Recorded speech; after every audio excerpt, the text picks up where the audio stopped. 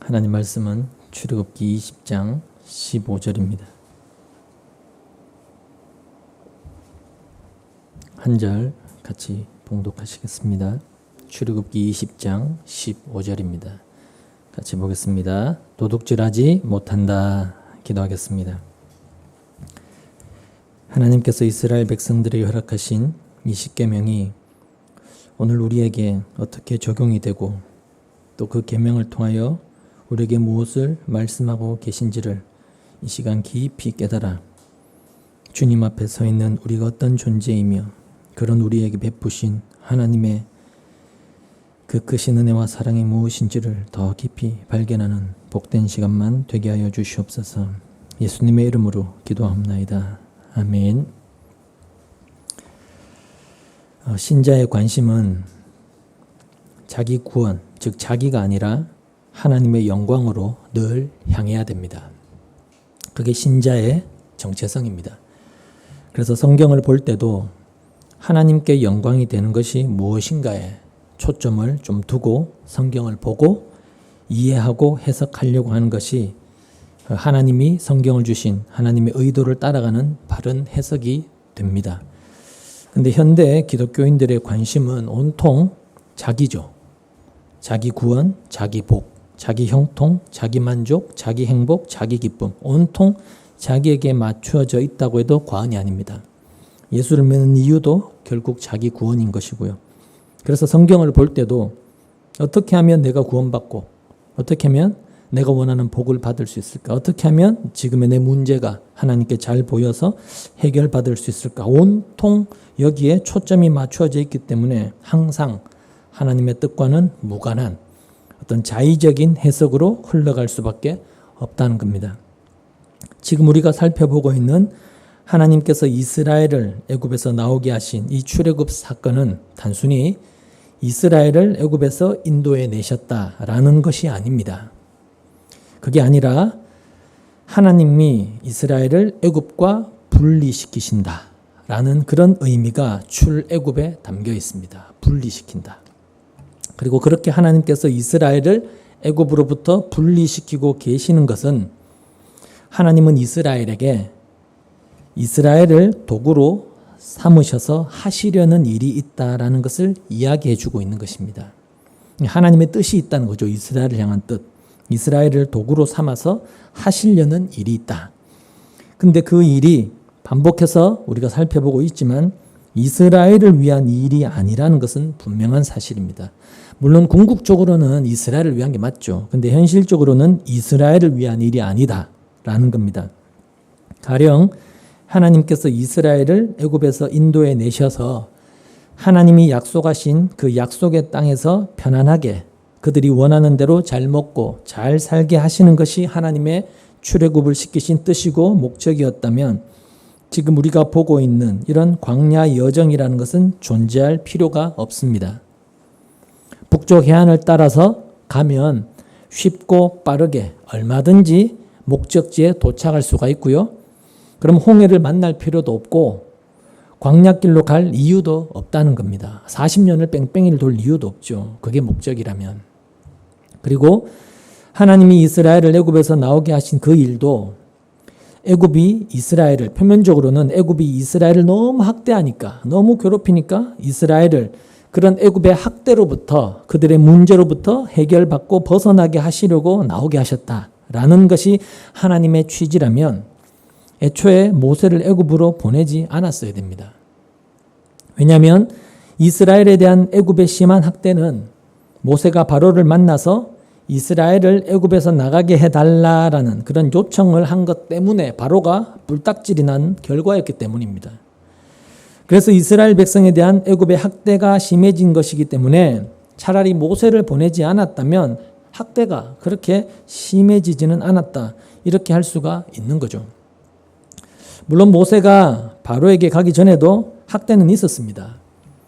성경에 보면 애굽에 요셉을 알지 못하는 왕이 등장을 함으로써 애굽을 다스리게 되고 그때부터 그 왕이 번성한 이스라엘을 경계하게 되었고 그것 때문에 노동을 심하게 시켜서 학대를 했었습니다. 그래도 어쨌든지 간에 이스라엘의 출애굽이라는 것이 단순히 이스라엘을 애굽의 학대로부터 벗어나게 하려는 그런 취지였다면 출애굽이라고 하는 것은 너무 번거롭고 또 효율적이지 못한 비효율적인 방법이라고 그렇게 이야기할 수가 있다는 것이죠. 우리가 보기에. 왜냐하면 이스라엘을 학대로부터 구하는 것이 하나님의 목적이라면 애굽에서 나오게 하시는 것보다 아예 애굽 땅의 주인을 바꿔버리면 되기 때문입니다. 그래서 이스라엘이 애굽 땅의 주인이 되게 하시고 애굽은 이스라엘의 종이 되게 하시면 이스라엘에게 있어서도 최고로 좋은 결과가 되는 것이고 하나님께도 좋은 하나님의 어떤 강력한 능력을 다 드러내 보여주는 그런 일이 될 수가 있다는 것이죠. 그렇기 때문에 이 출애굽 사건을 이스라엘을 위한 하나님의 일로 그렇게 초점을 맞추고 성경을 보게 되면 뭔가 앞뒤가 맞지 않는 그런 모순적인 해석이 될 수밖에 없다는 겁니다. 그래서 그런 모순에 우리가 부딪히지 않는 길은 출애굽이라고 하는 것이 이스라엘을 위한 것이 아니고요. 하나님이 세운 하나님의 뜻을 위한 출애굽이다. 하나님이 이스라엘을 향해서 세우신 그 당신의 뜻을 위해서 이스라엘을 출애굽시키신 것이다. 거기에 중점을 두고 해석하는 것이 필요한 것입니다. 그럼 이스라엘을 향한 하나님의 뜻이 뭐냐? 우리가 전체적인 흐름으로 볼 때 하나님의 그 뜻은 이스라엘로 하여금 애굽과는 다른 사고방식으로 하나님을 찾고 믿는 그런 하나님 백성으로 세우기 위한 것이다. 그렇게 이야기할 수가 있다는 것이죠. 그러니까 애굽적 사고방식으로 신을 믿고 찾는다는 것과 그리고 그런 애굽에서 출애굽한 자들에게서 하나님이 가르치신 다른 방식으로 신을 찾고 믿는다는 것은 분명히 뚜렷하게 구분이 될 수밖에 없다는 거예요.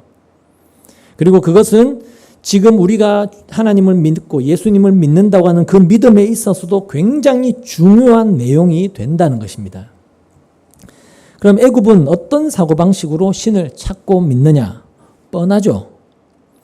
내가 신을 잘 섬기고 착하게 살면 구원도 받고 복도 받는다.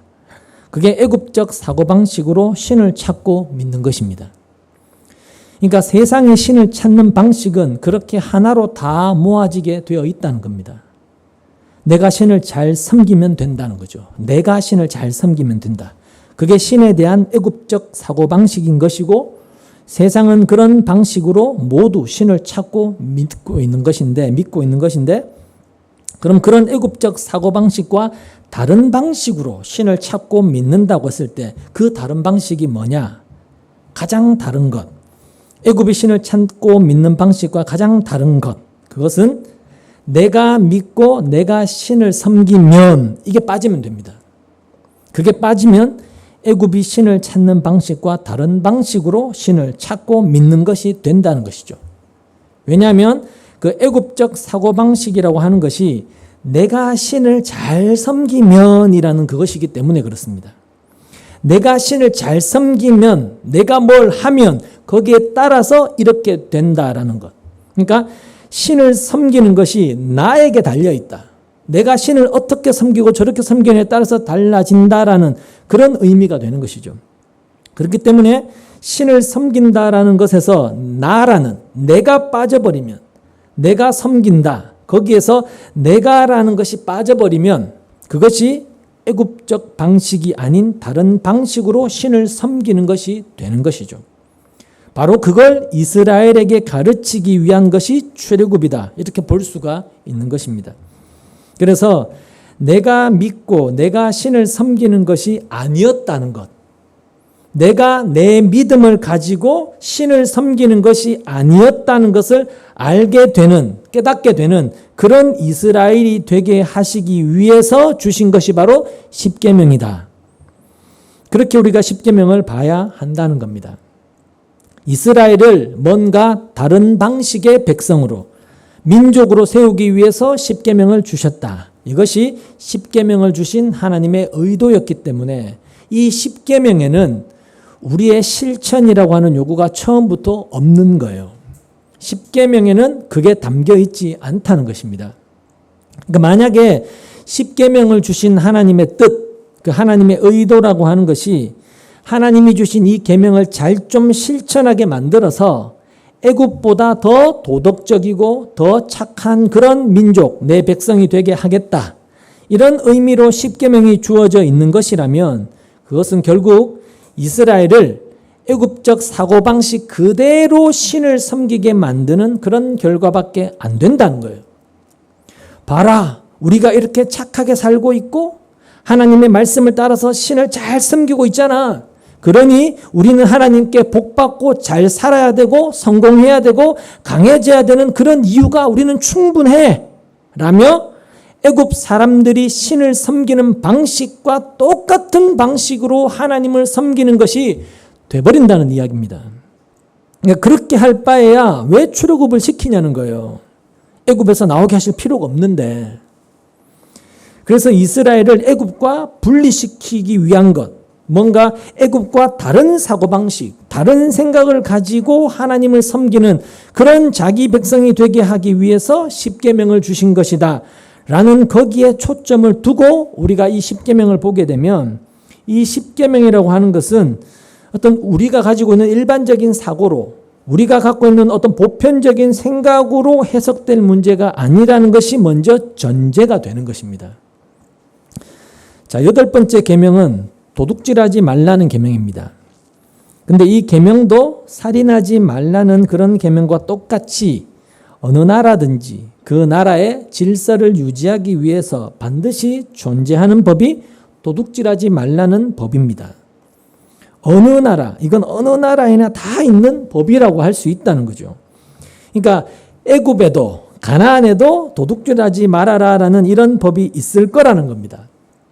만약에 어느 나라든지 이 도둑질하지 말라라는 이게 법으로 명시되어 있지 않으면 결국은 도둑질을 해도 처벌을 받지 않게 되죠. 도둑질해도 괜찮아. 그게 허락이 되는 것이고 결국 마음 놓고 힘 있는 놈은 도둑질하는, 남의 걸 빼앗는 그런 나라가 될 수밖에 없는 거예요. 그렇게 되면 그 나라는 혼란에 빠질 것이고 질서가 무너지고 그 나라는 제대로 나라로서 구실을 할 수가 없게 되겠죠. 말씀드린 것처럼 이스라엘의 출애굽은 이스라엘을 애굽과 어떤 다른 나라가 되게 하기 위한 것이다 라고 그렇게 말씀드렸습니다. 그렇다면 도둑질을 하지 말라는 이 계명을 일반적으로 우리가 이해하는 것처럼 그저 남의 것을 훔치지 않는다라고 그렇게 이스라엘이 그대로 실천을 한다고 해서 이스라엘이 애굽과 달라질 수 있느냐? 다른 민족이 되느냐? 애굽과 구별된 다른 나라라고 할 수 있느냐? 이걸 우리가 먼저 생각해 볼 필요가 있다는 겁니다. 이스라엘이 이 계명에 따라서 도둑질을 안 한다면 그럼 그걸 가지고 야 그들은 애굽과 다르다. 애굽과 구별된다. 그렇게 이야기할 수 있느냐는 거죠. 우리가 이스라엘이 애굽에서 나왔다라고 출애굽했다라고 하니까 우리는 애굽이 무슨 굉장히 나쁜 나라라고 자꾸 그렇게 생각하기 쉬운데 여러분 애굽이라고 해서 뭐 무조건 막 살인하고 도둑질이 가득한 그런 악한 나라, 질서가 없는 무질서한 나라, 그런 나라가 아닙니다. 애굽도 살인과 도둑질에 대한 법, 하지 말라는 그런 법이 있을 것이고 심지어 살인하면 죽는다, 사형이다 이런 것도 있을 것이고 또 그 법을 지키면서 질서를 나름대로 잘 유지해온 그런 나라였을 거라는 거예요.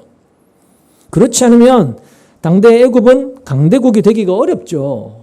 질서가 없다면 어떤 법 아래에서 질서가 있기 때문에 강대국도 되고 그렇게 하는 것 아닙니까?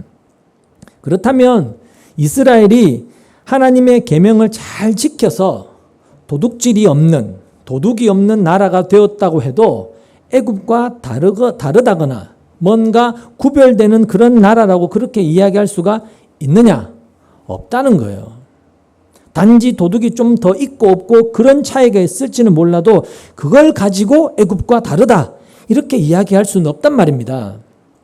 더군다나 이 계명을 가지고 지금 산에서 내려오는 이 모세는 과거에 전적이 있죠. 애굽 사람을 죽였던 살인자입니다. 애굽에서 왕자로 있을 때 모세가 애굽 사람을 쳐 죽였지 않습니까? 그렇게 모세는 이미 살인하지 말라라는 그 법에 저촉이 됩니다. 이미. 그런 모세가 하나님의 법을 이스라엘에게 선포한다. 살인하지 말아라. 이런 법을 선포한다는 것이 뭔가 조금은 안 맞다. 또 이런 생각도 할 수 있지 않습니까? 그러니까 이런 여러 가지의 걸림돌. 그러니까 우리가 하나님의 계명을 어떤 도덕적인 시각에서 보게 되어지면 이런 여러 가지의 걸림돌이 있게 될 수밖에 없다는 겁니다.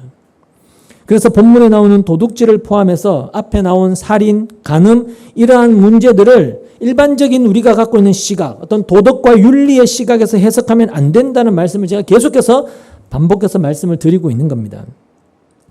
하지 말라는 계명을 주시는 것은 바꾸어 말하면 하지 마라고 라는 그 계명을 주신다는 것은 바꾸어 말하면 너희가 이것을 하고 있다는 그 뜻입니다. 그러니까 도둑질하지 말라는 것은 지금까지 도둑질을 안 했는데 앞으로도 하지 마라 그런 의미가 아니고요. 너희는 도둑질을 지금까지 계속 해온 도둑놈들밖에 안 된다. 그 이야기를 하고 있는 것입니다. 그러니까 살인하지 말라는 것은 너희는 살인을 행하는 그런 자들밖에 안 돼. 그 의미고요. 간음하지 말라는 것은 너희는 간음을 행하는 자들이다. 그 뜻이고요. 도둑질하지 말라는 것은 너희는 도둑질하는 자들이다. 그걸 지금 이야기하고 있는 거라는 거예요. 그리고 이 도둑질하지 말라는 계명을 보면서 마음이 뜨끔해지는 사람은 누굴까요? 도둑질한 사람, 즉 내가 도둑질을 했어. 그렇게 생각하는 사람이 뜨끔해지겠죠. 근데 나는 도둑질하지 않았어. 난 남의 것을 지금껏 훔치지 않았어. 그렇게 자기를 보는 사람은 이런 계명을 봐도 아무런 거리낌이 없는 거죠. 전혀 거리낄 게 없죠. 나는 도둑질 해본 적이 없어. 안 했어. 이렇게 나올 거니까. 살인도 마찬가지고 간음도 마찬가지고 다 그렇게 이 성경을 보게 될 수밖에 없다는 이야기입니다. 이 말씀은 나와 상관이 없고 이 말씀은 나와 상관이 없고 이건 나와는 예외야. 자꾸 이렇게 배제시키는 거죠. 애굽의 법이나 애굽의 사고방식으로 생각을 하면야. 그러니까 쉽게 말하면 우리가 갖고 있는 도덕과 윤리와 우리가 일반적으로 갖고 있는 사고 속에서는 내가 남의 것을 훔친 적이 없으면 도둑질을 안 했다. 이렇게 이야기가 되는 것이고 결국 계명을 지키는 것이 될 수가 있겠죠.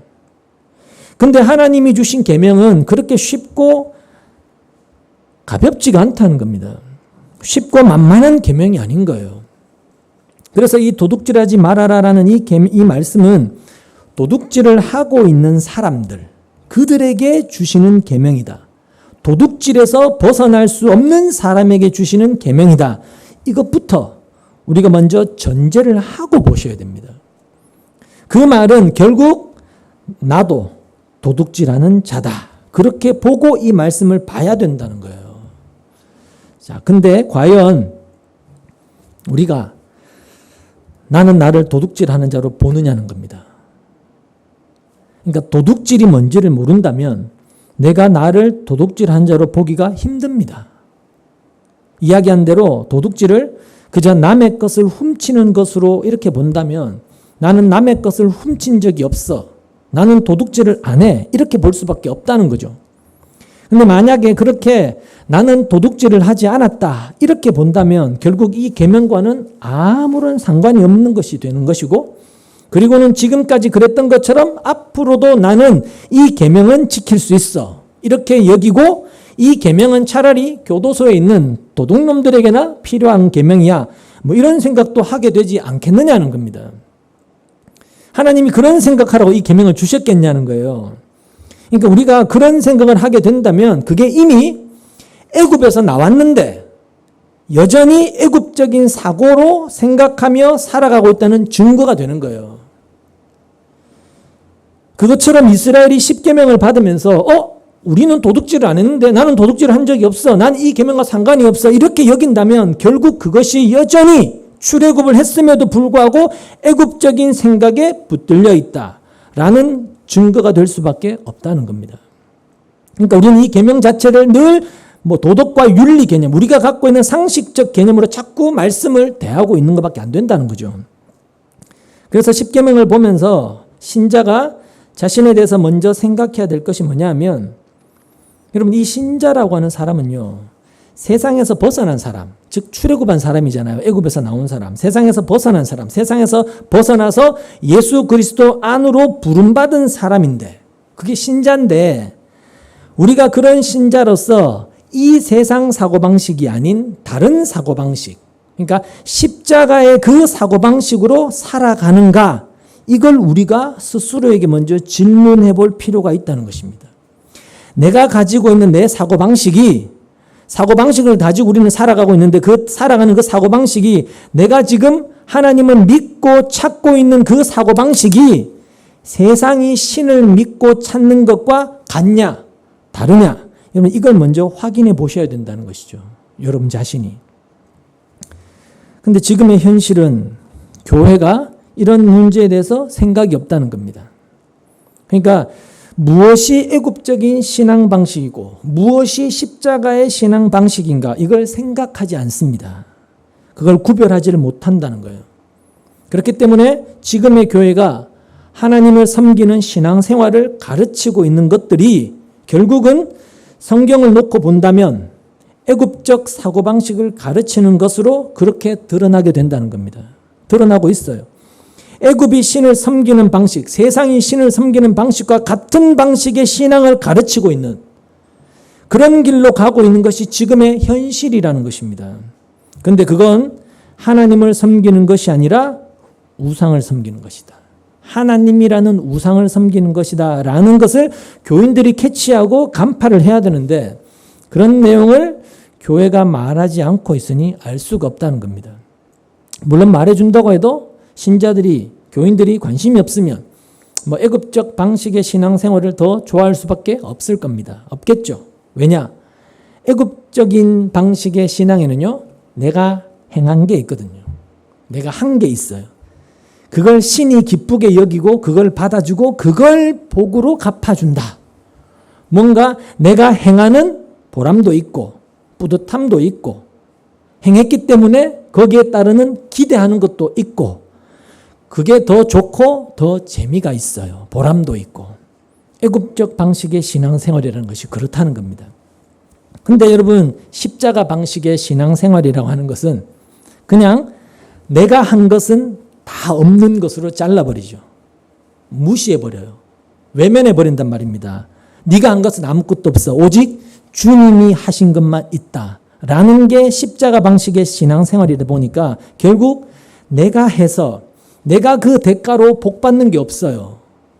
이미 복을 받았다고 하니까. 내 현실은 전혀 복을 받은 현실이 아닌데 이미 복을 받았다고 하니까 내가 뭔가를 열심히 해서 거기에 따르는 대가로 복 받는 게 없으니까, 야, 이렇게 신앙생활하면 내한테 아무 유익도 없고 재미도 없고 보람도 없어.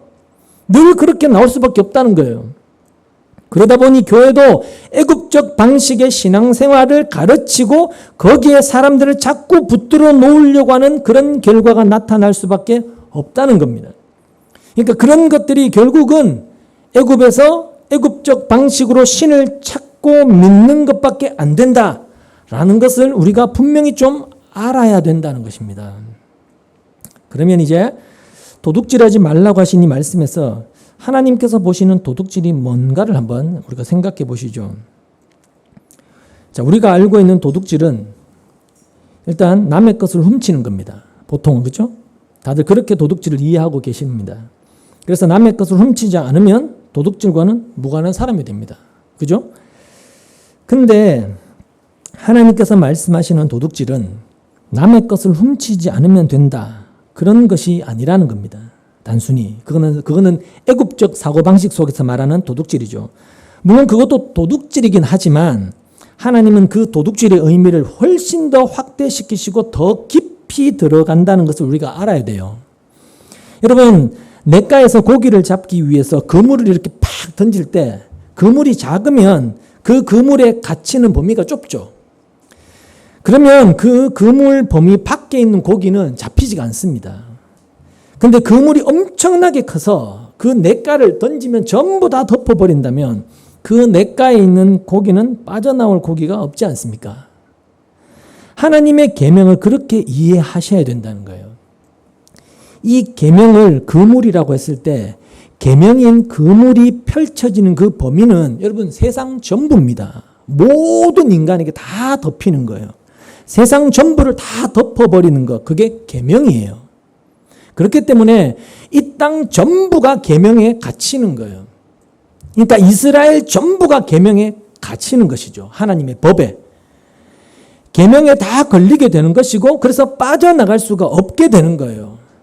무슨 소리냐? 난 이런 행위가 있으니까, 난 이만큼 했으니까 나는 그 계명과 상관없는 사람이야. 나는 아닙니다. 그렇게 빠져나갈 수 있는 자가 아무도 없다는 거예요. 그 계명에 다 걸리게 되어 있다는 것이죠.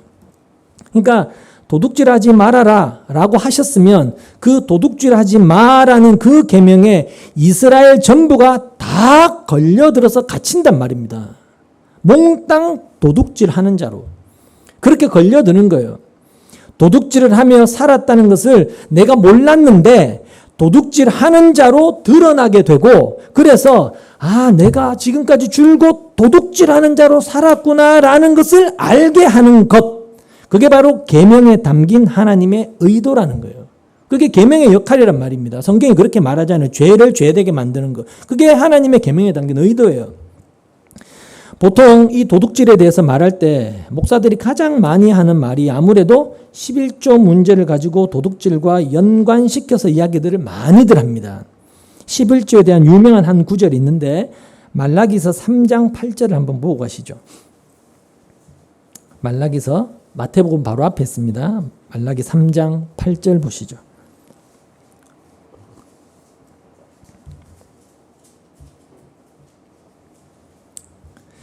말라기 3장 8절 같이 읽습니다. 사람이 하나님의 것을 훔치면 되겠느냐? 그런데도 너희는 나의 것을 훔치고서도 우리가 주님의 무엇을 훔쳤습니까? 하고 되묻는구나. 11조와 헌물이 바로 그것이 아니냐. 이런 11조에 대한 유명한 말씀이 있거든요. 그래서 11조를 하나님께 바쳐야 될 하나님의 것 이렇게 규정을 하면서 11조를 하지 않는 것을 하나님의 것을 도둑질하는 것이다. 이렇게들 이야기를 많이 합니다. 그러니까 이런 말을 하지 않는 목사가 거의 없다고 할 정도로 이런 내용들이 교회 안에 차고 넘칩니다. 판을 치고 있죠. 하나님의 것을 도둑질하는 것이라고. 그리고 그 뒤에 9절에 보면 너희 온 백성이 나의 것을 훔치니 너희 모두가 저주를 받는다. 이런 말을 또 근거로 해서 11조를 하지 않으면 하나님의 것을 떼먹고 도둑질하면 하나님께 저주받는다. 이런 말로 거의 협박을 하고 있습니다. 근데 여러분, 도둑질하지 말라는 것이 그런 의미라면, 하나님 것 떼먹지 마라는 그런 의미라면 결국 하나님이 의도하시는 것은, 이 계명을 주시면서 의도하시는 것은 이스라엘이 약속의 땅에 들어간 후에 하나님의 것을 잘 바치는, 그러니까 11조를 잘하는 그런 백성이 되시기를 원하셨다. 그런 의미밖에 안 되지 않습니까? 근데 아까 이스라엘을 애굽에서 나오게 하시는 것은 애굽적 사고방식이 아닌 다른 방식으로 살아가는 자기 백성이 되게 하기 위해서다. 이렇게 말씀을 드렸지 않습니까? 그렇게 말씀을 드렸는데, 근데 이스라엘이 약속의 땅에 들어가서 하나님의 것을 떼먹지 않고 하나님께 잘 바치는 그런 백성이 되는 것, 그게 하나님의 취지고 뜻이라면 그것도 말이 안 된다는 게, 왜냐하면 애굽 사람들도 신을 섬기면서 자기 신에게 바치는 일들을 너무 잘한다는 거예요. 우상을 섬기는 사람들도 우상에게 바치는 일을 이스라엘보다 훨씬 더 잘한다는 거예요. 왜냐하면 신에게 좋은 것을 많이 바쳐야만이 그게 신에게 보이는 자신의 정성이 되고, 신은 그런 나의 정성을 보고 내가 원하는 나에게 복을 준다. 이게 종교가 가지는 공통적인 생각이기 때문에 신을 섬기는 모든 종교에는 공통적으로 제사와 함께 바치는 것이 있을 수밖에 없단 말입니다. 심지어 우상을 성경에 보면 우상을 섬기는 그런 민족들에게는 자기 자식까지도 제물로 바치지 않습니까? 정성을 보이기 위해서. 근데 하나님이 이스라엘을 약속의 땅에 들여보내 놓으시고 11조 잘하는 민족이 되게 하셨다.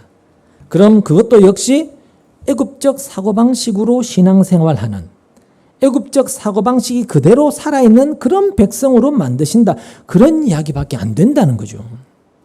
그러니까 그건 말이 안 되는 어떤 모순적인 말이 될 수밖에 없다는 거예요. 그러니까 이렇게 하나씩 따져보면 이 도둑질하지 말라는 것은 결국은 남의 것을 훔치지 말아라. 혹은 하나님께 바쳐야 되는 그 어떤 돈 빼먹지 말아라. 이런 것과는 전혀 관계가 없는 것이고 11조와도 관계가 없는 그런 계명이라는 거예요. 그럼 하나님이 생각하시는 도둑질의 의미가 뭐냐? 이걸 우리가 생각을 해야 되는데 먼저 아셔야 될 것은 일단은 우리가 알고 있는 수준의 도둑질은 아니라는 겁니다. 하나님이 생각하시는 도둑질은. 우리가 알고 있는 그런 수준의 도둑질은 아니다. 하나님은 지금 이스라엘을 가나안 땅으로 인도해 가십니다. 가나안 땅으로 인도해 가시는데 그 가나안 땅은 하나님이 약속하신 땅입니다. 약속하신 땅인데 그 약속의 땅은 하나님이 일찍이 아브라함에게 약속하셨던 그 땅이죠. 아브라함에게. 그래서 하나님이 약속한 대로 이스라엘을 가나안에 데려가고 계시는 것인데 그건 하나님이 약속하신 것을 하나님이 그대로 실행하시는 겁니다. 그렇죠? 이스라엘을 가나안으로 데려가시는 것은 하나님이 일찍이 하셨던 그 약속을 하나님이 실행하시는 것이다. 자, 이렇게 하나님이 약속하신 것을 하나님이 실행하신다라는 것은 표면적으로 보면 하나님은 약속을 잘 지키시는 분이네. 약속은 꼭 지키시는구나. 단지 그런 의미가 아니고요. 약속을 실행하심으로만 되어진다라는 것은 무슨 의미가 담겨 있는가 하면 인간의 힘으로는 안 된다. 그 의미가 거기 담겨 있단 말입니다. 그렇죠? 하나님과 인간이 약속을 했는데 하나님이 그 일을 실행하셔야만 된다는 것은 너희 힘으로는 안 된다라는 게 거기 담겨 있단 말입니다. 그러니까 인간의 힘으로 되어질 일이라면 하나님은 인간과 약속할 필요가 없잖아요. 그렇잖아요. 약속을 하셨다. 그리고 약속대로 실행하신다. 이루신다라는 것은 너희 힘으로는 안 되는 일이야. 그게 담겨 있는 거예요. 거기 안에. 자, 이것을 표면적인 것으로 일단 이렇게 한번 보시죠. 자, 애굽의 종으로 있는 이스라엘에게 너희들 애굽에서 나와서 너희 힘으로 가나안 땅에 들어가. 만약에 하나님이 이렇게 말씀을 하셨다고 하십시다. 너희가 애굽 땅에 나와서 약속한 그 가나안 땅으로 들어가라. 이렇게 말씀하셨습니다.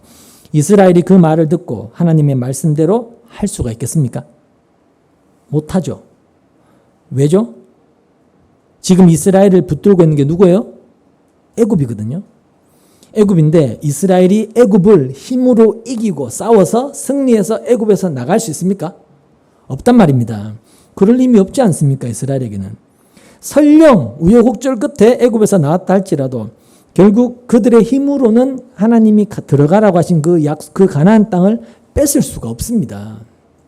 우리가 아는 대로 이스라엘이 우여곡절 끝에 가나안 접경에 도착을 해서 거기에서 가나안의 정탐꾼을 보냈지 않습니까? 정탐꾼을 보냈는데 정탐꾼이 돌아와서 보고하는 말이 이 가나안 거민들은 너무 강해서 우리는 저들을 절대로 이길 수 없다. 우리는 저들 앞에 뭐와 같다? 메뚜기와 같다. 이런 보고를 듣고 백성들이 멘탈이 나가서 크게 낙심하고 실망했지 않습니까? 그러니까 그런 이스라엘의 힘으로는 가나안 땅에 들어갈 수도 없고 그 땅을 뺏을 수도 없다는 것이죠. 근데 그 인간의 힘으로는 안 되는 일, 그런 인간의 힘으로는 도저히 안 되는 그 불가능한 일, 가나안 땅에 들어가는 그 불가능한 일을 하나님께서 하신 거예요. 그것으로 약속을 이루신 것이죠. 그걸 한 단어로 은혜라고 한단 말입니다. 그럼 하나님이 약속을 이루신 뒤에, 그렇게 은혜를 베푸신 뒤에, 자, 이제 내가 할 일은 다 했어. 나는 약속을 지켰다. 그러니 이제부터 너희는 그 땅 들어가서 잘 먹고 편안하게 잘 살아. 그게 하나님의 뜻이겠냐는 겁니다. 그게 하나님 뜻일까요? 우리를 죄로부터 구원해서 너희 천국 백성 삼았으니까 이 땅에서 너희들이 원하는 대로 편안하게, 즐겁게, 넉넉하게 원하는 거 하면서 마음대로 살아. 그게 하나님 뜻이겠습니까? 그게 아니라는 거예요. 여러분, 하나님이 이스라엘에게 세우신 그 뜻, 우리에게 세우신 그 뜻, 구원하시고자 하셨던 그 하나님 그 뜻은 하나님이 약속을 하시고 약속대로 이스라엘을 애굽에서 나오게 하셔서 광야를 지나 가나안에 들어가게 하시는 그 모든 전 과정에 담겨 있는 하나님의 그 뜻이 뭐냐면 그 약속의 땅에 들어가는 모든 그 과정들을 통해서 그 모든 것이 너희들의 노력이나 너희들의 힘이 아니고 약속을 이루시는 하나님의 신실하심, 하나님의 열심으로 되어진 것임을 그들이 알고 그 사실을 드러내고 증거하는 자로 그 땅에 존재하라는 거였어요. 한마디로 하면 은혜를 아는 자로 은혜 안에 머물면서 살아가라는 것이었어요. 그게 이스라엘을 향한 하나님의 뜻이었고 이스라엘이 해야 할 일이라는 거예요. 하나님의 그 약속이 없었다면 자기들은 벌써 광야에서 죽임을 당했어야 될, 아니 애굽에서 죽임을 당했어야 될 그런 자들에 지나지 않는다는 것. 이걸 깨닫고 지금 내가 살아가고 존재하고 호흡하고 먹고 마시고 하는 이 모든 것들이 다 하나님의 은혜로 되어진 것이다. 은혜 안에 있는 것이다. 이걸 좀 깨닫고 모든 것이 약속을 이루신 하나님의 은혜로 되어진 것이다. 이걸 증거하고 드러내는 그런 하나님 백성으로 살아라. 은혜를 아는 자로 존재해라. 그게 하나님의 뜻이었던 거예요. 우리를 향한 뜻이고요. 이스라엘을 향한 하나님의 뜻. 그러니까 그걸 가르치기 위해서 홍해를 홍해길로 인도해서 홍해를 만나게 하시고 홍해를 건너는 가운데 애굽은 다 죽고 그들은 살아나게 하시고 또 광야에서 원망이 터져 나오게 하시고 그 모든 일을 그렇게 하신 것입니다. 너 여기에서 죽어야 될 존재야. 너는 여기에서 죽어야 될 존재야. 그것밖에 안 돼. 그 사실을 그들 안에 못 박아버리게 하시기 위해서. 왜냐하면 그걸 알아야만이 자기들이 가나안 땅에 들어온 것은 하나님의 은혜이지 자기들의 어떠함, 자기들의 힘이 아니다. 이걸 깨달을 것이기 때문에. 그게 이스라엘을 향한 하나님의 뜻이었던 것입니다. 때문에 이스라엘이 할 것은 딴 게 아니에요. 하나님의 은혜를 아는 자. 그래서 그 은혜 안에 머무는 거예요. 자신이 하나님의 은혜를 입고 그 은혜로 인해서 지금 살아가고 있다라는 것. 그 은혜면 충분하다라는 것을 인지하는 자로 살아가는 것. 그게 이스라엘이 해야 될 일인 것이죠. 그럼 그게 하나님의 마음에 합한 것이죠. 하나님의 뜻에 합한 거예요. 은혜를 아는 자로 그 은혜 안에 머물면서 그냥 살아가는 것이. 그게 약속 안에 거하는 이스라엘이 되는 것이고 그게 하나님께 영광이 되는 것이고 그게 바로 도둑질하지 말라라는 계명과 연결이 된단 말입니다. 연결이 되는 거예요. 그래서 우리가 은혜를 알고 은혜 안에 머물면 된다. 이걸 절대로 쉽게 생각하면 안 돼요. 왜냐하면 우리는 그렇게 살지를 못하기 때문에 그렇습니다. 여러분 지금 우리가 호흡하고 뭐 이렇게 나와서 예배드리고 직장 다니고 가정을 지금 우리가 살아가는 것 자체가 말로는 하나님의 은혜라고 하지만 모든 게 하나님의 은혜라고 하지만 우리는 은혜로 생각하지 않거든요. 우리는 끊임없이 내가 원하고 소망하고 바라는 것을 욕망을 하고 추구하고 소유욕을 갖고 살아가거든요. 우리는 하나님의 은혜 안에 머물고 있지 않아요. 살지 않거든요. 그래서 은혜를 알고 은혜 안에 머문다가 쉽게 생각하면 안 된다는 겁니다. 우리는 그렇게 살지를 못하기 때문에 그래요. 우리는 은혜 안에 머물며 살지 못해요. 아까 이야기한 것처럼 도둑질하지 말라는 것은 너희는 도둑질하고 있는 자들이다. 도둑질하는 자들이다라는 이런 의미라고 했지 않습니까? 때문에 도둑질한다는 것은 단순히 이웃의 물건을 훔친다, 하나님 것 떼먹는다 그런 의미가 아니고 하나님의 은혜를 몰라서 그 은혜를 만족하는 자로 살지 못하는 것, 그 은혜 안에 머물지 않는 것을 뜻하는 거예요. 그게 도둑질하는 거예요. 은혜를 은혜로 여기지 않는다는 것. 그러니까 도둑질이 뭐냐면 지금 이스라엘이 죽음의 재앙에서 어린 양의 피로 살아서 지금 광야에 머물고 있다는 것. 지금 살고 있는 것 자체가 하나님의 은혜 때문에 살고 있지 않습니까? 우리가 마찬가지라는 거예요. 우리가 지금 이렇게 나와서 목숨이 부재된 채로 살아가고 있다는 것. 하나님이 지금 당장 우리를 지옥불에 던져넣어도 우리는 아무 할 말이 없는 자인데 우리가 지금 이렇게 호흡하면서 이렇게 밥 먹고 살아가고 있다는 것 자체가 은혜라는 것을 인식하지 않는다는 것과 똑같은 거예요. 지금 이스라엘이 죽음의 장에서 어린 양의 피로 살아서 광야에 머물고 있다는 것. 지금 살고 있는 것 자체가 하나님의 은혜 때문에 살고 있는데 근데 이스라엘은 자신이 어떤 은혜를 입었는지를 몰라요. 모르고 늘 자기가 살고 싶어하는 그 삶을 계속 추구하고 요구하죠. 자기가 원하는 것만. 그리고 내가 원하고 내가 소유하고 싶어하는 것이 나에게 주어지면 그걸 또 은혜라고 그렇게 생각을 해요. 그렇기 때문에 어린 양의 피로 애굽에서 나왔고 애굽 사람들은 다 빠져 죽는 홍해를 자기들은 죽지 않고 건너서 지금 광야에 있다는 것 자체가 하나님의 은혜라는 것을 그들은 알지를 못하고 있는 거예요. 그걸 은혜로 여기지도 않아요. 그러면서 내가 갖고 싶어하는 것에만 늘 관심을 두죠. 왜? 그 은혜로 만족이 안 되니까. 은혜라고 말하지만 그 은혜가 나한테는 전혀 은혜로 다가오지 않아요. 만족이 안 돼요. 그러니까 내가 관심 두고 내가 갖고 싶고 내가 하고 싶고 내가 원하는 것에만 마음을 쏟고 그게 없으면 뭐가 터져나와요? 원망이 터져나와요. 불평이 터져나오죠. 그게 이스라엘이지 않습니까? 그게 바로 도둑질하는 게 되는 거예요. 하나님의 은혜를 알지 못해서 자기가 입은 은혜가 무엇인지 그게 만족이 되지 않아서 자기에 대한 끊임없는 욕망, 끊임없는 소유욕, 그거죠. 여러분 도둑질한다는 건 그 본심이 뭡니까? 만족이 되지 않아서 남이 갖고 있는 것을 내 것으로 만들고 싶은 소유욕이지 않습니까? 저게 나에게, 저 사람에게는 저게 내게 있어야 돼. 저게 내게 있으면 내가 행복해질 거야. 더 행복해질 거야. 더 나아질 거야. 그러니 나도 저거 갖고 싶어. 그게 도둑질의 본심이거든요. 그렇게 연결이 되고 있는 거예요. 여러분 그게 도둑질이라면 지금 이스라엘은 애굽에서도 도둑질하는 자로 살아왔다는 것이 드러나고 마는 거죠.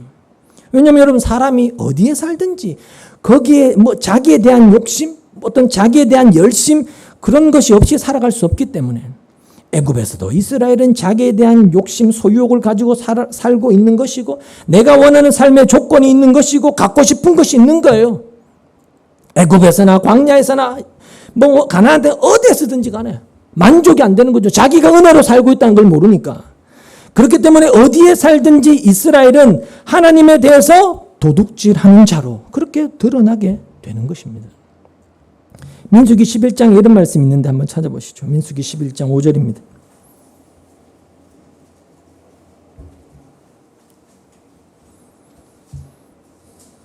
민수기 11장 5절입니다. 5절 6절 두 절만 같이 보겠습니다. 민수기 11장 5절 6절 시작. 이집트에서 생선을 공짜로 먹던 것이 기억에 생생한데 그 밖에도 오이와 수박과 부추와 파와 마늘이 눈에 선한데 이제 우리 눈에 보이는 것이라고는 이 만나밖에 없으니 입맛마저 떨어졌다. 야, 이게 인간이거든요. 자, 지금 이스라엘이 애굽에서 먹었던 것을 지금 그리워하고 있지 않습니까? 그러니까 하나님이 지금 만나를 주셔서 매일 만나를 지금 먹고 있는데 만나를 오래오래 먹다 보니까 이게 만나를 먹는 것도 재미가 없는 거예요. 이제 은혜로 모르는 거죠. 그러면서 애굽에서 먹었던 것을 그리워하는 겁니다. 세상 것을 사모하고 그리워하게 되죠. 그때가 더 좋았다. 내가 예수 믿고 나아진 게 뭐냐. 차라리 예수 안 믿고 내가 원하는 대로 내 하고 싶은 대로 살았던 그때 삶이 훨씬 좋았다. 이딴 소리를 하는 거예요. 지가 입은 은혜를 모르니까. 그렇게 과거를 돌이켜 회상을 하고 있는 것이죠. 옛날이 좋았어 그러면서. 그러니까 애굽에 있던 것이 지금 나에게 없다는 것 때문에 원망이 나오는 거예요. 애굽에서 먹었던 것. 그것들만 지금 내가 먹을 수 있다면 내가 참 좋겠다. 훨씬 더 행복해지겠다. 그런 마음이죠. 그러니까 만나가 지금 하나님의 은혜로 주어진 것인데 자기들이 지금 광야에 있다는 것 자체가 은혜를 입고 여기 와 있는 것인데 그 은혜를 은혜로 여기지를 지금 않는 거예요. 은혜를 모르는 거죠. 그러면서 애굽에 있던 것만 있으면 더 좋겠다. 나는 행복해지겠다. 여러분 이게 도둑질의 본심이라는 거예요. 자, 그러면 이스라엘이 애굽에서 먹었던 것을 광야에서 또다시 먹게 되었다고 하십시다. 그들이 그렇게 원망하고 하나님 앞에 원성이 자자하니까 하나님께서 그들에게 내려주시는 만나를 이제 그치고 애굽에서 먹었던 생선, 고기, 부추, 파, 마늘 이런 걸 하나님 이제 주신단 말입니다. 그러면 그걸로 그들이 달라지겠습니까? 만족이 될까요? 애굽에서 먹었던 걸 원했는데 그게 주어졌다. 그럼 그것으로 이스라엘이 달라지고 만족하며 감사하며 자족하겠느냐는 거예요. 달라지지 않습니다. 아무것도 달라지는 게 없을 거예요. 애굽에 있던 것을 먹는다고 해도 또다시 좀 지나고 나면 그들은 또 다른 걸 원하게 되어 있단 말입니다. 만나가 중지되고 다른 걸 먹어요. 그럼 이스라엘은 나중에 가면 또 무슨 짓거리를 할 건가 하면, 야, 옛날에 먹었던 그 만나가 또 생각이 날 거라는 거예요. 야, 그때 그거 맛있었는데, 꿀 섞인 과자 같았는데, 그게 주어지면 좋겠다. 또 먹어봤으면 좋겠다. 그딴 소리 한단 말입니다. 그게 인간이라는 거예요. 그러니까 지금 현재 내가 어떻게 살아가고 있는가, 내가 무엇으로 지금 존재하며 살아가고 있는가, 이걸 생각하지 않고 있기 때문에, 다른 말로 내가 어떤 은혜를 입고 지금 살아가고 있는지를 모르기 때문에 자꾸만 과거의 것, 내가 세상에서 살았을 때 소유했던 것, 이게 주어지면 지금보다 훨씬 나아지겠는데, 유익하겠는데, 행복하겠는데, 만족이 되겠는데, 늘 그런 어떤 자기를 향한 내 것이 있기를 바라는, 내가 다 은혜로 살고 있다는 걸 놓친 채 내 것이 있었으면 좋겠다는 걸, 그렇게 살아가는 것이 바로 도둑질하는 것이란 말입니다. 전부 다 하나님의 것을 혜택을 입어서 은혜를 입고 살아가고 있는데 내게 있었으면 좋겠다. 그게 도둑질의 본심과 연결이 돼버리는 거예요. 이게 이스라엘이고 이게 인간이고 그게 오늘의 우리의 모습이라는 것을 그렇게 드러내고 계시는 거예요. 지금 도둑질하지 말라. 내가 원하는 이 땅의 것을 내가 다 훔쳐서 내 것으로 만든다 할지라도 그것으로 내가 구원될 수 없다는 걸, 그걸 모르는 거죠. 그것보다 훨씬 더 가치 있고 귀하고 복된 게 뭔지를 모르는 거예요. 여러분, 이스라엘이 광야에서 하나님의 은혜로 그 땅에 들어갔다면 그 광야에서 그들이 원하는 모든 걸 다 누린다 할지라도 그게 그들을 가나안 땅으로 들어가게 할 수 있는 것이 아니라는 이야기입니다, 여러분. 그러니까 은혜가 들어가게 하는 건데, 하나님이 은혜를 베푸셔서 그 은혜로 들어가는 것인데, 그 은혜라고 하는 것을 자꾸 놓치고 있기 때문에 내가 이것만 있으면, 이것만 좀 더 가지면, 내가 이렇게만 좀 되면 자꾸 이렇게 나온다는 거예요. 그게 도둑질의 본심이다. 아, 내가 저것만 갖게 되면 내가 좀 더 낫겠다, 좀 더 만족이 되겠다, 좀 더 행복해지고 좀 더 좋겠다는 거죠, 자꾸. 그래서 하나님은 이 계명으로 너희는 전부 다 하나님의 그 은혜로 살고 있다는 것을 잊은 채 외면하고 멸시하고 짓밟으면서 그저 너희가 원하는 것을 갖고 싶어하는 그런 존재밖에 안 된다, 그렇게 드러내고 계시는 것입니다. 그래서 도둑질하지 말아라, 여기에는 너희가 세상 모든 걸 네 것으로 만들어 소유하게 된다 할지라도 그것으로는 구원될 수 있는 것이 아니다, 그 의미가 들어있다는 걸 우리가 알아야 돼요. 뭐가 너에게 더 소중하고 중요한 것인지 알아야 된다는 거죠. 이 세상 모든 걸 가져도 그것이 나를 예수 안에 있게 하지 못하지 않습니까? 은혜가 있게 하는, 하나님이 은혜로 있게 하는 것이지, 바로 그 이야기인 것이죠. 더구나 약속의 땅이라고 하는 것은 은혜로 들어가서 은혜로 존재하는 땅이기 때문에 여러분, 그 안에서는 내 것이라고 할 수 있는 것이 없단 말입니다. 우리가 모든 게 하나님의 것이라고 하는데 거기에 내 것이라는 게 어디 있단 말입니까? 은혜로 존재하고 은혜로 사는 자들인데.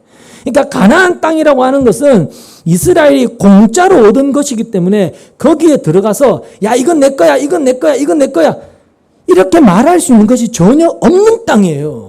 그게 예수 아니란 말입니다. 그러니까 본래 그들의 것이 아닌데 하나님이 선물로 주신 거잖아요. 은혜로 나누어 주신 거예요. 혜택을 주시고 베풀어 주신 거란 말입니다. 때문에 이스라엘은 가나안 땅에 살 동안에, 예수 안에 사는 그 동안에 내 것이라고 할 수 있는 것은 아무것도 없는 자들이 이스라엘이에요. 신자란 말입니다. 근데 그들은 내 것을 자꾸만 만들기 위해서 그들이 그 땅에 들어가서 약자들의 것을 약탈하고 빼앗고 그래서 자기 배를 불리려고 하더라는 거죠. 실제로 이스라엘이 여전히 도둑질하는 그런 애국적 사고방식으로 살아가는 그런 존재임이 다시금 다 드러나게 되는 것이죠. 그게 그들이 멸망한 이유가 된 것이고요. 그래서 애국적 방식은 더 많은 것을 내 것으로 만들어서 그걸 가지고 나를 더 나은 존재가 되게 하겠다는 그걸 의미하는 것이고, 신을 찾는 이유도 내 것을 더 많이 챙기기 위해서 신을 찾는 것, 신앙생활하는 것, 그게 애국적 방식이고 그게 바로 도둑질의 본심이다, 그렇게 보시면 돼요. 하나님 그걸 도둑질로 보신단 말입니다. 그렇게 보게 되면 이 계명이 우리에게 지금 무엇을 말해주는지 우리가 조금이나마 알아갈 수 있다는 것이죠. 반면에 약속의 땅은 내 것이라고 할 수 있는 것이 아무것도 없는, 예수 아니라고 하는 그곳은 내 것이라고 주장할 수 있는 것이 아무것도 없는 상태로 존재하는 것이다. 이걸 기억하시면 되는 거예요.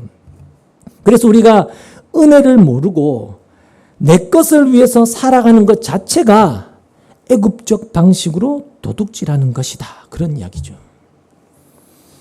여러분, 이것을 오늘 우리에게 그대로 적용해 본다면 여러분, 우리도 은혜로 사는 사람들입니다. 그렇죠? 은혜로 산다는 말을 여러분 참 이게 진지하게 좀 깊이 있게 생각을 해보셨으면 좋겠는데, 은혜로 산다는 거. 우리는 은혜로 사는 사람들인데 우리를 부르셔서 우리가 뭔가 잘나고 부르심을 받을 만한 뭔가 있어서가 아니라 그저 하나님이 우리를 택하셔서 우리를 때가 되어서 부르셔서 예수님 안에 있게 하셨는데, 예수 안에 있게 하신 것도 공짜로 누리는 은혜이잖아요. 은혜인 것이고, 예수 안에서 누리게 되는 그 모든 것들, 하늘에 속한 그 모든 것들도 우리 힘으로, 우리 노력으로, 우리의 열심으로 얻어진 것이 아니고 그저 하나님이 은혜로 주어진 것들이 전부란 말입니다. 모든 것이 은혜, 선물, 공짜로 누리고 있는 것들이란 말이죠. 그런데도 내가 하나님을 잘 좀 섬겨서 그것으로 내가 원하는 내 복을 받아내겠다, 내가 원하는 이 땅의 것을 내가 좀 받아내겠다, 이렇게 나온다면 그것은 자기가 은혜로 살고 있다는 것을 잊은 채 하나님의 것을 도둑질을 하는 것이다. 이렇게 이야기가 된단 말입니다. 그런 점에서 우리는 늘 도둑질하는 자로 살고 있는 겁니다. 왜냐? 우리는 내 것을 포기하지 못하고 늘 내 것을 더 많이 만들기 위해서 살아가지 않습니까? 그래서 하나님은 도둑질하지 말아라, 이 계명으로 우리가 도둑질하는 자들인 것을 드러내고 계시는 것입니다. 좀 더 쉽게 말하면 이런 겁니다. 여러분, 이 세상 모든 것은 누구 겁니까? 하나님의 것이죠. 다 그렇게 말하지 않습니까? 이 세상 모든 것은 하나님의 것이다. 이렇게 이야기했을 때 지금 우리는 결국 하나님의 것, 그러니까 하나님의 이 세상 모든 것은 하나님의 것인데 그 하나님의 것을 우리의 어떠함의 결과가 아니라 하나님이 우리에게 그저 베풀어 주신 거예요. 생명도 주시고 옷도 주시고 집도 주시고 가정도 주시고 건강도 주시고 돈도 주시고 일도 하게 하시고 다 하나님이 주신 거예요. 하나님의 것을 하나님이 임의대로 우리에게 다 주신 거예요. 그렇게 하나님이 주신 그것을 우리는 끊임없이 내 것이라고 생각하고 내 것을 더 추구하고 더 채우기 위해서 살아가죠. 그게 바로 도둑질하는 거예요. 우리는 결국 하나님의 것을 내 것으로 만들고 싶어하는 그런 본심으로, 그런 도둑심보로 살아간다, 그런 의미가 되는 거죠. 하나님의 것인데 그 하나님의 것을 내 것으로 만들고 싶어하는 거죠. 거기에는 돈도 있고 모든 게 다 있고 내 의라는 것도 거기에 담겨 있단 말입니다. 원래 의라고 하는 것은 하나님께만 있는 것이고 선함이라는 것도 하나님께만 해당이 되는 것인데 그 선한 것도 의도 다 내 것으로 만들고 싶어 하죠. 내가 더 착한 사람이 되고 싶어 하고 내가 선한 사람이 되고 싶어 하고 내가 의로운 사람이 되고 싶어 하는, 그래서 인정받고 싶어 하는 이 모든 것들이 하나님께만 있는 것인데 그 하나님의 것을 내 것으로 자꾸 만들고 싶어 하는 것, 만들려고 하는 것, 그게 바로 도둑질에 해당이 된다는 것. 그게 바로 이 계명에 담긴 의미가 되기 때문에 우리는 이 계명에서 절대로 걸려서 빠져나오지 못하는 거예요. 예외로 할 수 없단 말입니다. 나는 도둑질 안 해서 이럴 수 없단 말이에요. 자, 그러면 반대로 도둑질하지 않는 건 뭐가 될까요? 우리가 내 것이, 저게 내 것이 되었으면 좋겠다라는 그 소유욕, 그 욕망, 저게 내 것이 되었으면 좋겠다라고 하는 그 모든 것들이, 이 세상에 있는 그 모든 것들이 하나님의 구원이나 하나님의 의로우심이나 아니면 부활, 생명, 영원한 소망, 그 하늘의 것 앞에서는 전부 다 부질없는 것들이다. 내가 내 것으로 만들고 싶어하는 그 어떤 것들을 가지고도 우리는 그 하늘의 것을 하나라도 얻을 수 없다.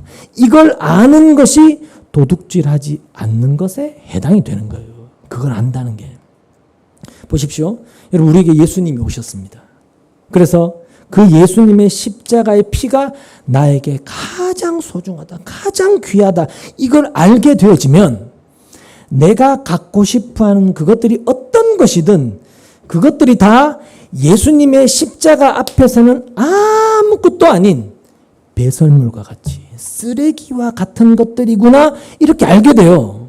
그 십자가 앞에서 내가 사모하고 추구하고 내가 있었으면 좋겠다 생각하는 이 세상 모든 것들은 아무짝에 쓸모없는 것이구나. 그거는 쓰레기구나. 배설물이구나. 이걸 알게 된단 말입니다. 그 사람이 바로 사도 바울의 방식이었잖아요. 사고였지 않습니까? 그게 바로 십자가의 방식이에요. 십자가로 사고하는 거예요. 그렇게 해서 주님의 의로우심만 의지하게 되고, 그래서 내가 예수 안에 부름받아 그 안에 있게 된 것이 바로 말할 수 없는 은혜를 누리고 있는 것이다. 그렇게 알게 되는 그것이 바로 도둑질하지 않는 게 되는 거예요. 결국은 예수 안에 있는 자, 예수 안에서 예수의 피의 은혜를 알고 은혜만 믿고 은혜만 의지하고 살아가는 그것이 도둑질을 하지 않는 것이다. 이렇게 연결이 되는 겁니다. 그런데 그것은 우리가 하고 싶다고 우리가 할 수 있는 게 아니죠. 우리가 하는 게 아니거든요. 우리가 하는 게 아니라 성령께서 오셔서 우리를 그런 상태의 마음으로, 심령으로 만들어내시는 거예요. 성령의 일이 되는 것이죠. 여러분, 가룟 유다가 은 30에 예수를 팔았습니다. 예수를 팔아서 남의 손에 있는 그 돈에 대한 욕망, 자기 소유욕 때문에 은 30을 지 것으로 만들었지 않습니까? 자기 것으로. 유다의 관심은 돈에 있었지 예수가 아니었던 거예요. 그러니까 그게 도둑질이죠. 그러니까 예수를 따른다고 하고 예수를 믿는다고 이렇게 이야기는 하지만 그 속에는 자기를 위한 끊임없는 뭔가를 자꾸 갖고 싶어하는, 자기의 어떤 만족을 끊임없이 추구하고자 하는, 예수를 따라감으로써 내가 원하는 것을 얻어내고 싶어하는 내 관심거리를 품고 있는 게 도둑질이라는 거예요, 여러분. 그게 꼭 돈이 아니라고 해도, 형통과 그런 게 아니라고 해도, 여러분, 티끌이고 먼지에 지나지 않는 우리가 내가 좀 더 나은 인간이 되어 보겠다고 하는 그 모든 것들이 바로 도둑질에 해당이 된다는 것입니다. 자기 처지를 모르는 거죠. 그런 우리가 예수님의 그 십자가 세계, 그 십자가 안으로 들어와서 내 것이라고 할 수 있는 것은 아무것도 없구나. 내가 무엇을 가진다 할지라도 그것이 나를 죽음에서 구원할 수 없고 나의 죄를 용서할 수 있는 것은 아니구나라는 그 믿음 안에 있는 것이 도둑질하지 않는 것이다. 이렇게 하시면 돼요. 때문에 우리가 절대 벗어나면 안 되는 것이 뭐겠습니까? 우리가 절대로 벗어나면 안 되는 것, 그게 바로 십자가인 거예요. 십자가로부터 벗어난다. 여러분, 그 자체가 이미 영원한 죽음이에요. 그 상태가. 그걸 알기 때문에 우리가 늘 십자가에 좀 붙들려서 십자가에 나의 온 마음이 빼앗기는 자로 존재하면서 살고 싶어 하는 것, 그게 바로 성령을 소유한 자의 심령인 거예요. 성령을 소유한 자의 마음. 그런 소원이 있다는 것이 바로 성령의 다스림을 받고 있다는 증거가 되는 것이고, 그렇게 성령이 우리 안에 역사하시는 것이죠. 십자가에 온 마음을 빼앗긴 자로 붙들어 놓기 위해서 성령이 일하시는 거예요. 그게 하나님 백성됨으로 살아가는 것이라는 겁니다. 누가복음 14장 33절을 한번 찾아보시죠.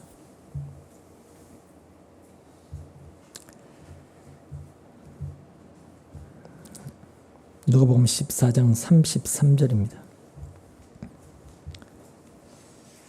부자 청년이 예수님께 이야기 찾아와서 하고 난 다음에 대한데요.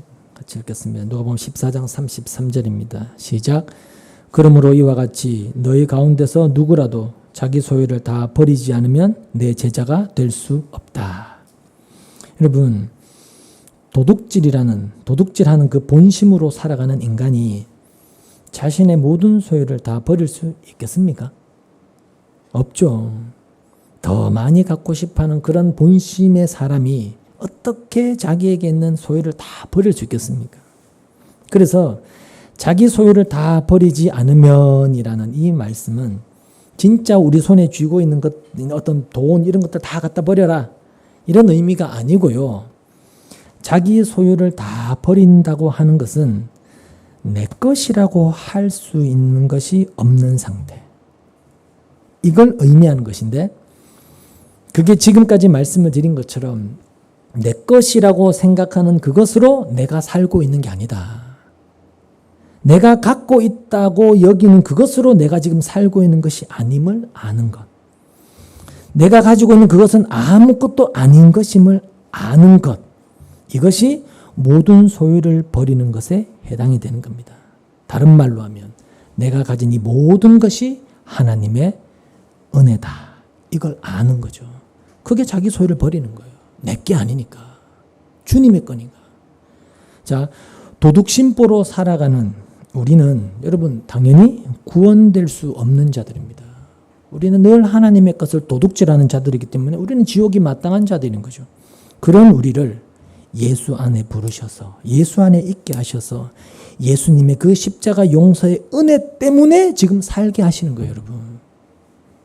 여러분 지금 여기 나와서 예배드리고 일주일을 어떤 이 모양 저 모양으로 사셨든지 그렇게 살아가는 것 자체가 우리를 십자가 그 용서의 은혜로 우리를 용서하셨기 때문에 은혜를 베푸셨기 때문에 우리가 지금 살고 있는 거예요. 그렇게 우리는 그 십자가 용서의 은혜로 사는 것이지 하나님의 은혜로 사는 것이지 내가 번 내 소유를 가지고 내게 있는 것을 가지고 살아가는 게 아니란 말입니다. 내게 가지고 있는 그것이 나를 살게 하는 게 아니라는 거예요. 그렇기 때문에 그렇게 좀 본다면 내게 있는 것 이것이 얼마가 됐다 할지라도 많든 적든 상관없이 예수님의 그 용서의 은혜 앞에서는 이런 건 정말 아무것도 아니구나. 사도 바울과 같이 배설물밖에 안 되는구나. 이거는 쓰레기밖에 안 된다. 그게 바로 소유를 버리는 거예요. 내 소유가 아니라는 거. 그 자체가. 또 그게 성령이 일하시는 것이고요. 하시는 일이고. 그러니까 여기 나오는 자기 소유를 다 버리지 않으면 이 말은요. 너에게 있는 것들이 예수의 십자가 은혜 앞에서는 아무것도 아님을 알지 못하면 그런 뜻이 되는 것입니다. 십자가 은혜 앞에서 네가 네 것이라고 생각하는 네가 가진 것은 아무것도 아니다. 쓰레기일 뿐이다. 그렇게 볼 수 있는 것이죠. 우리가 그렇게 주님의 은혜를 알아갔을 때 우리의 소원은 진짜 오직 주님께로만 향할 수밖에 없는 거예요. 주님만 바라보게 되는 거예요. 그게 바로 신자됨이라는 거예요, 여러분. 다시 말씀드립니다. 세상의 모든 것을 내 것으로 내가 만든다 할지라도 그것이 나의 죄를 용서한다거나 부활 생명에 있게 하는 능력이 되는 것이 아니라는 것을 우리가 알고 주의 은혜만 의지하고 살아가는 그런 신자됨의 자리에 머물며 살아가는 것이 우리의 소원이 되어야 돼요. 그게 신자로 살아가는 거니까. 예수님으로부터 오신 그 용서의 은혜가 지금 나를 살게 한다. 이걸 안다면, 이게 나에게 가장 소중한 것임을 안다면 신자는 내 것이 아닌 주님의 것으로 지금 살고 있는 거예요. 내가 가진 것으로 살아가는 게 아니라 주님의 것으로 지금 내가 살아가고 있는 거예요. 그렇게 우리는 늘 주님의 것으로 살아가고 있습니다. 그게 도둑질을 하지 않는 거예요. 저것이 나에게 더 많이 있어야 내가 살 수 있어. 그 자체가 여러분 도둑질이고요. 왜냐하면 내게 베푸신 은혜가 만족이 안 되니까 끊임없이 내 소유욕을 따라서 욕망을 따라서 저게 나에게 있어야 된다는 거죠. 그러니까 하나님의 것을 끊임없이 내가 도둑질하는 것이고 내가 모든 걸 내 손에 쥐고 있다 할지라도 그게 나를 살게 하는 것이 아니라 예수님의 피가 예수님의 그 은혜가 나를 살게 해. 그게 바로 도둑질을 하지 않는 것이다. 결국 예수 안에서 주님을 믿는 믿음으로 사는 것이 도둑질하지 않는 것이 되는 것입니다. 그러니까 단순히 도둑질하지 말라는 이 계명은 남의 거 훔치지 마라, 하나님 거 떼먹지 마, 이게 아니고요. 예수로 살아가는 그 믿음 안에 머물고 그게 성령의 일임을 믿고 의지하며 살아가라. 네가 받은 그 은혜가 무엇인지 확인하고 그 은혜로 족한 줄로 알아라. 그걸 이야기하고 있는 거예요. 그래서 부디 우리가 예수 안에 있다, 예수 안에 있다, 예수를 믿는다 이렇게 늘 쉽게 말할 때 그 예수 안에서 나는 도대체 무엇으로 살고 있고 또 무엇이 나를 살게 하는가 여기에 부디 온 마음을 두는 저와 여러분이 될 수 있기를 주님의 이름으로 소망합니다. 기도하겠습니다.